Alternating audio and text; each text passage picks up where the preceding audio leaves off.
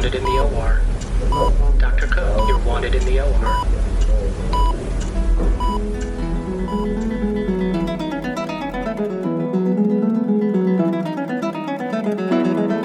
Welcome to the Prescription for Success podcast with your host, Dr. Randy Cook.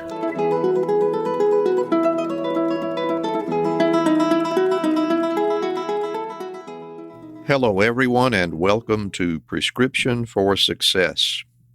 I'm Dr. Randy Cook, and I'll be hosting this new podcast, which is a production of MD Coaches, a company dedicated to empowering physicians to achieve the best version of themselves. So let me begin by telling you a little bit about me. This is not my first experience in broadcasting. In fact, my very first real job was as a disc jockey at WABT Radio in Tuskegee, Alabama. That was way back in the late 1960s. WABT was a small market radio station in east central Alabama. And in addition to selecting and playing the music from those ancient vinyl records, I also read the news, the sports, the weather, the farm and market report. I maintained the transmitter logs. I wrote and recorded commercials. I even did play-by-play of local high school baseball games from time to time, and I really did love that job almost as much as I loved practicing medicine. So now that I've retired from my surgical practice, I'm really excited to be able to come back and revisit my career as a broadcaster in this new medium of podcasting. Now, the Prescription for Success podcast has been a very long time coming. You see, I've practiced medicine for just over 4 decades. Most of that was in general and vascular surgery, and I finally finished up my clinical years in chronic wound care and hyperbaric medicine. Now, way back at the beginning of my career, I knew the future was going to bring change, and I was absolutely confident that I was prepared to deal with it. And there was a lot of change, but it turned out that I really wasn't so well prepared at all. I think determined is probably a better word to describe what I was at that stage, and determination carried me through those 4 decades fairly successfully. The science grew a good bit faster than I expected, but I think I handled that part reasonably well. But it was the nature and the volume of the other stuff, if you will, that began to take up more and more space in my clinical life that really gave me the most trouble. We like to refer to that stuff as the business of medicine, but it's not really just about the business and the way that we think about healthcare economics. It's not just about how the cash flows at all. It's about legal issues and liability. It's about territorial boundaries between specialties. It's about regulatory issues like board certification and joint commission surveyors and hospital privileges and scope of practice, and of course, the medical record, that 900-pound gorilla, the electronic healthcare record, that monster that devours way more of our time than what we spend with our patients. It's all of those things and a whole lot more. And the list has gotten so long nowadays that I like to gather all of that stuff under one great big tent and call it the non-clinical responsibilities. So what's my point? Medical science has changed very quickly, but the non-clinical side of medical practice has changed way faster, and it's not showing any signs of slowing down. And here's what really worries me. Simultaneously with all of those changes in the last 4 decades, we've seen the emergence of a new term that I never, ever heard during my first 20 years in practice. That term is physician burnout. Now, of course, physicians were burning out in the 70s and 80s during the early years of my practice, but the numbers were nothing like they are today. And here's something that's even more disturbing. WebMD did a survey last year in 2018, and it reported that physician suicide occurs at a rate higher than any other profession, and more than double the rate seen in the general population of the United States. I think that ought to make alarm bells go off everywhere. So that's the why behind Prescription for Success, because I'd like to see if we can help physicians find ways to turn that trend around so that they can enjoy their work and feel good about the career path that they chose. And our plan for doing that is very simple. Every couple of weeks, I'll be interviewing real physicians, and I'll ask them to talk about how they define success in their lives and in their careers. Each episode is going to have 3 parts. First, we'll ask them to talk about their professional journey, what it took to get them where they are right now. Next, we'll talk about the trials and the passions and the work that they're doing right now. And finally, the part that I'm most excited about, we'll ask them to give us their personal prescription for success. And we'll ask them to present that prescription in terms of 3 recommendations based on the experience they've accumulated up to now, and then frame it as if they were presenting it to a younger version of themselves on the beginning of a new career. And since this is my very first podcast, I thought I'd begin the conversation by offering my own story and my own prescription for success.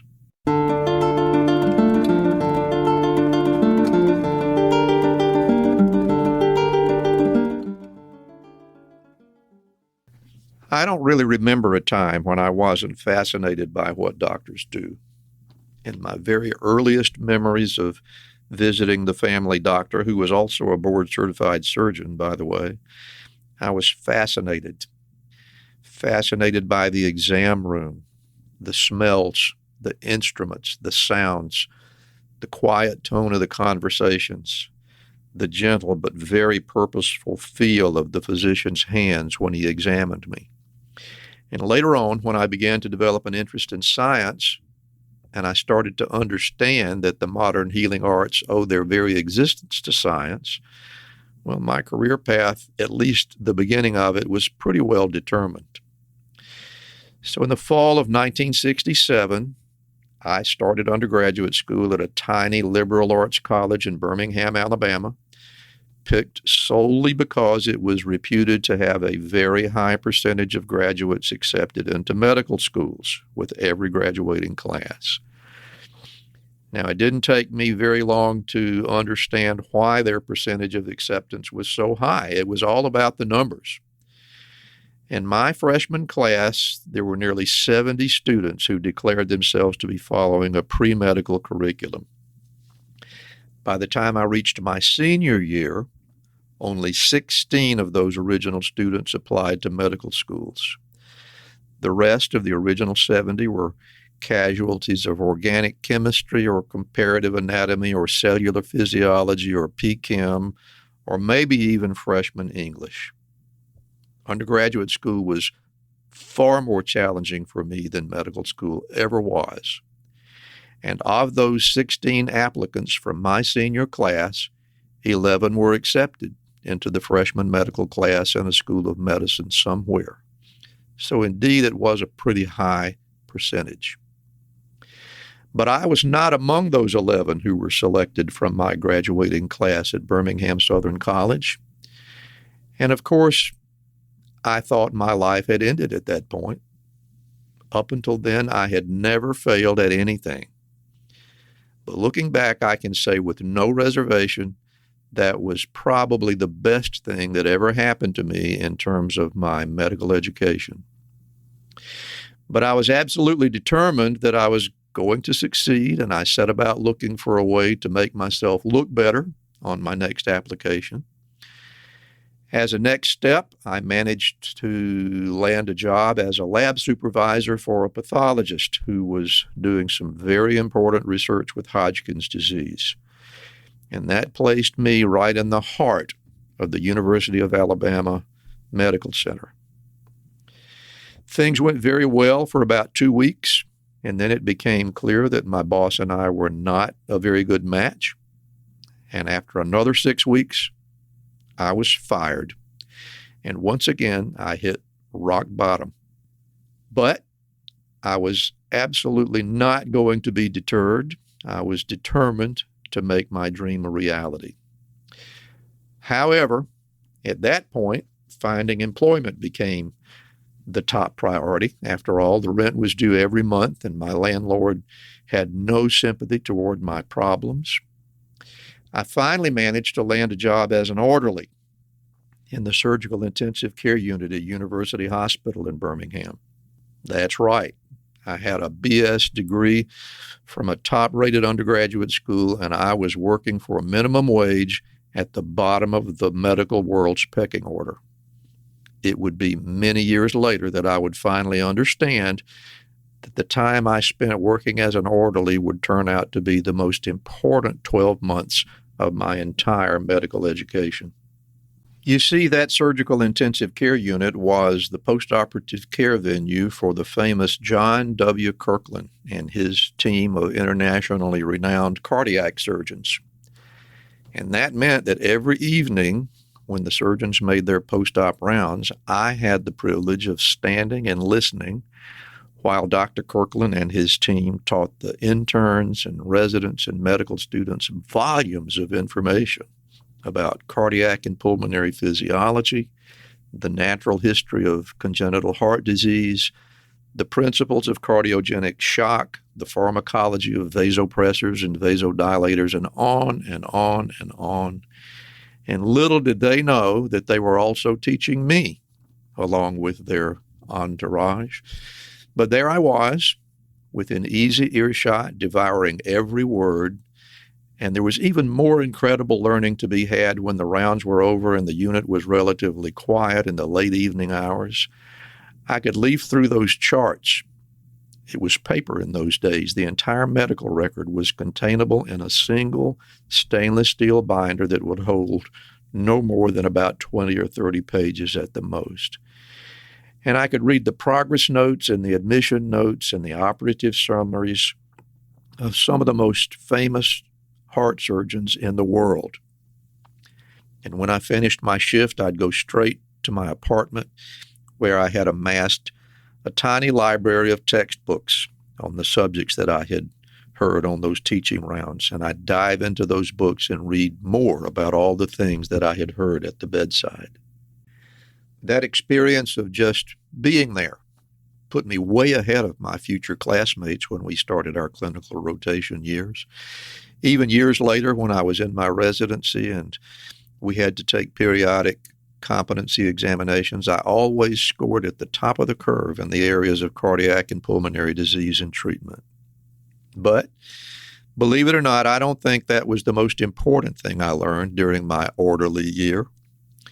I think the most important thing I took away from that year was the experience of working side by side with the aides and orderlies, and especially the nurses, in that very demanding and frequently stressful environment. Those people that are always at the bedside when the doctors are far, far away are the true heroes of our healthcare system.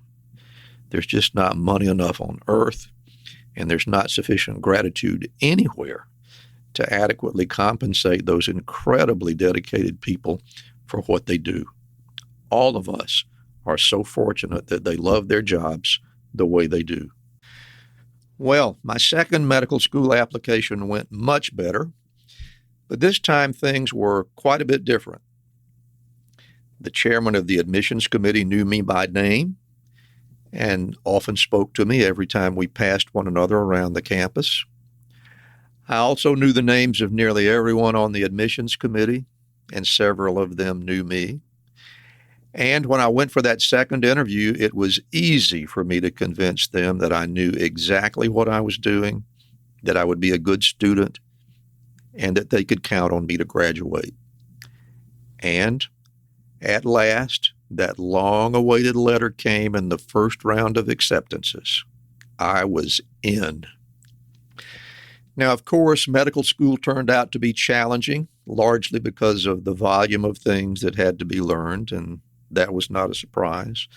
But I'll say it again, I didn't encounter anything in medical school that was as intellectually challenging as the toughest things that I faced in undergraduate school. Now, the physical demands of the long days of working up patients and attending conferences, along with the long nights with very little sleep, presented some physical challenges that I hadn't ever faced. But I felt like I was right where I belonged. My senior year in medical school was probably the happiest year of my entire life.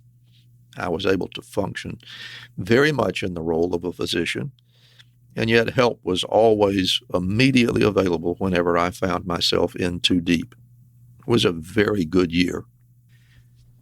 For my residency, I matched in the Department of Surgery at the Medical College of Georgia, my number one pick. MCG is located in Augusta on the banks of the Savannah River. It's a smallish town, which I liked, and it had an outstanding surgical faculty who gave me everything I needed to pass my boards and become a competent surgeon. While I was at MCG, I met Dr. Jim Etten, who was in his final year of surgical training as I began my first year. Jim was and remains one of the most brilliant people that I've ever had the pleasure to know. He returned to the faculty at MCG for a while, but soon decided that he was better suited for private practice, and he relocated to the Tampa Bay area. Upon his departure, he asked me to join him in practice there when I completed my residency the following year. I could hardly believe my good fortune. People frequently have great difficulty finding a good practice opportunity when they complete training, and I didn't even have to look around. And not only would I be practicing with someone I knew I would get along with, but the practice itself was already built. Jim and I were the only two general and vascular surgeons in a fairly sizable multi-specialty group, which meant we had plenty of work to do from the start. And for the next 13 years, we worked very hard, but we enjoyed our work and we cherished our friendship. By then, we were in the early 1990s, and although I had absolutely no complaints about my practice situation, personal issues began to haunt me a little bit. My parents were starting to have some of the problems associated with aging, and they were showing no willingness to relocate. And I wrestled with how to deal with that for nearly 2 years, but finally, I accepted that I really needed to be back home in Alabama. So just before Christmas in 1992, I left a very lucrative practice in the Tampa Bay area, and I returned to the city of my birth, where I knew virtually no one in the medical community, and at the age of 43, I faced the rather daunting challenge of building a surgical practice from the ground up, something that I had never done before. Well, fortunately, I found a group of 3 surgeons who were looking for a fourth. That meant I didn't have to make a huge financial investment in office space and equipment and staff. All I had to do was concentrate on how to convince the potential referring physicians in this tiny, closely knit medical community that I was reliable enough to operate on their patients.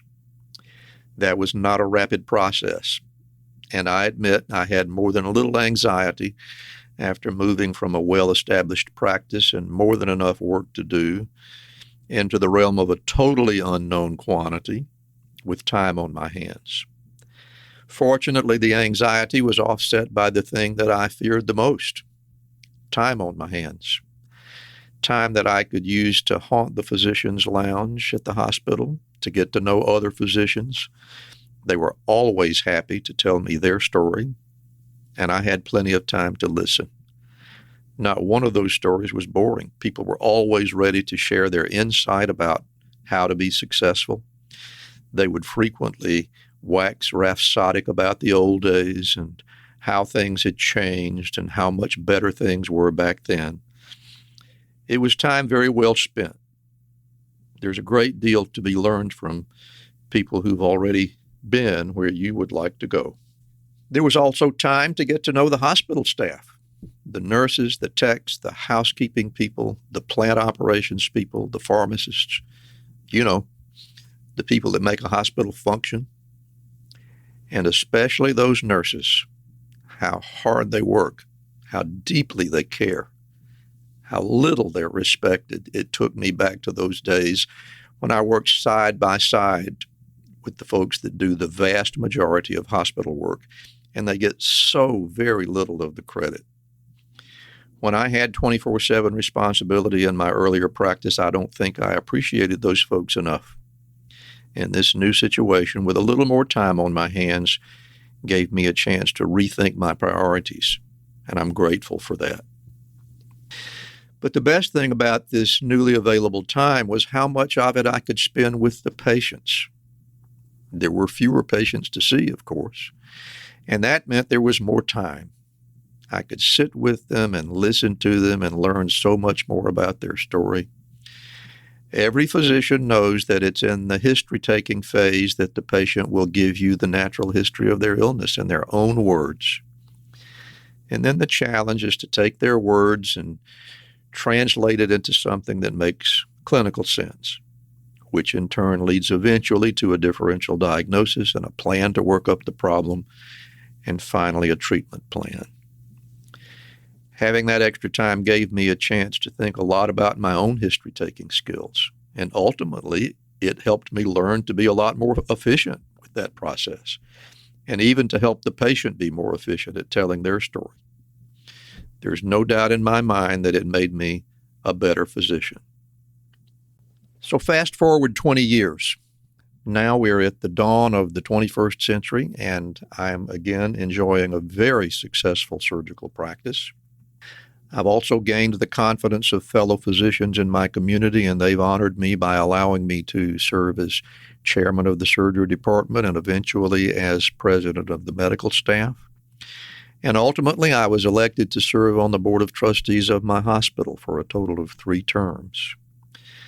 And then came another unexpected turn.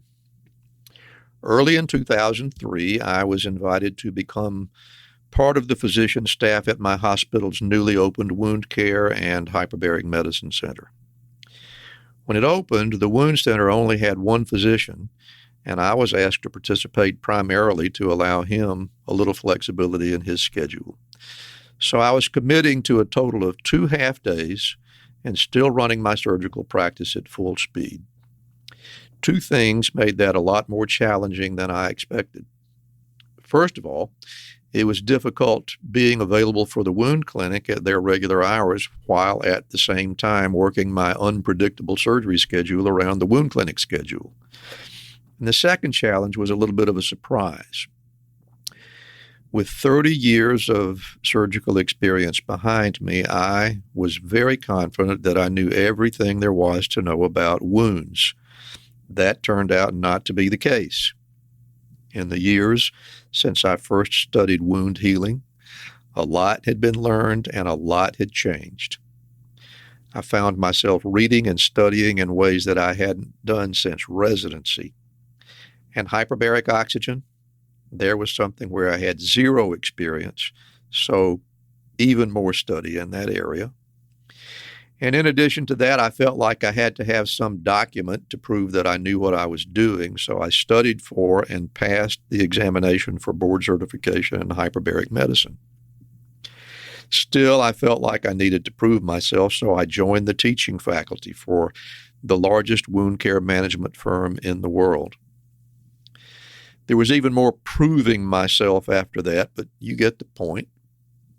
In the midst of all that proving, there was another profound change in my professional identity. After just 1 year as a part-time physician in the wound clinic, the original medical director retired, and I was asked to take over his duties. Now, that was a really big deal.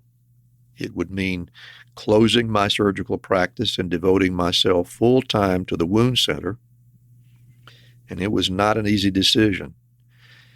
This would mean closing a practice which it had taken me over 3 decades to build and swap it for territory that was still completely unexplored for me.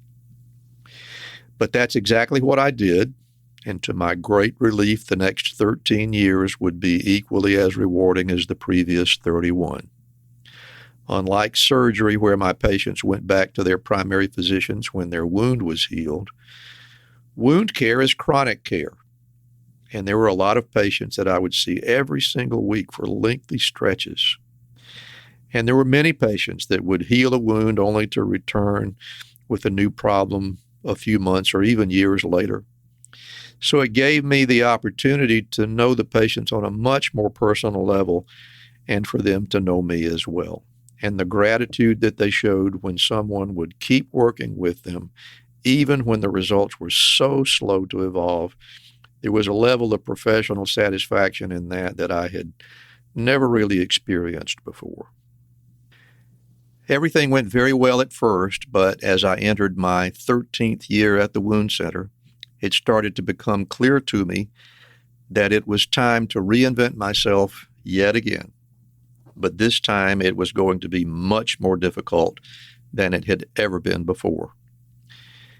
Even though I fought it tooth and nail for a very long time, eventually there was just no escaping the reality that it was time for me to leave clinical practice and see if I could make a difference someplace else. I don't have nearly the vocabulary to properly say how hard it was for me to leave clinical medicine after 44 years, not just because I would miss the patients, but also because of all the people that I've worked with, people just as dedicated as I am, people that feel like family to me, people that I've spent almost as much time with as I have with my own family. I will miss them all, and I will cherish uncountable memories of things that we did together, things I could never have done without them. Closing down my medical practice was among the most difficult things I've ever had to face. The mixture of emotions can be a little bit unsettling, to say the least. But when I look back on my medical career, there is a whole lot of nostalgia and, if I'm honest, a fair amount of pride in my work. That said, I'm really excited now to move into new territory as an executive physician coach.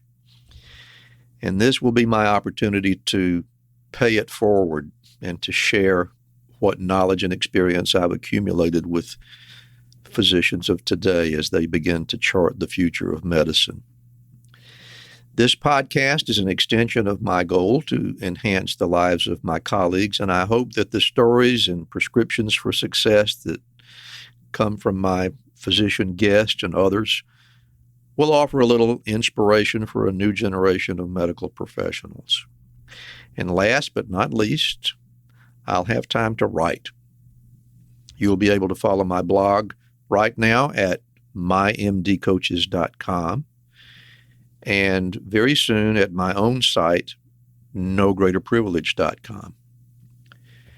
And now, my favorite part of the podcast, here's my prescription for success.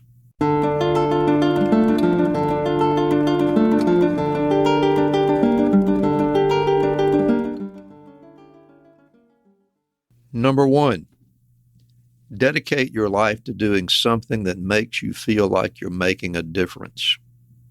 If you do that, you'll never dread going to work. If you do dread going to work, figure out why. And then fix it if you can, or find another line of work if you can't. If you're miserable at your job, it will affect every part of your life.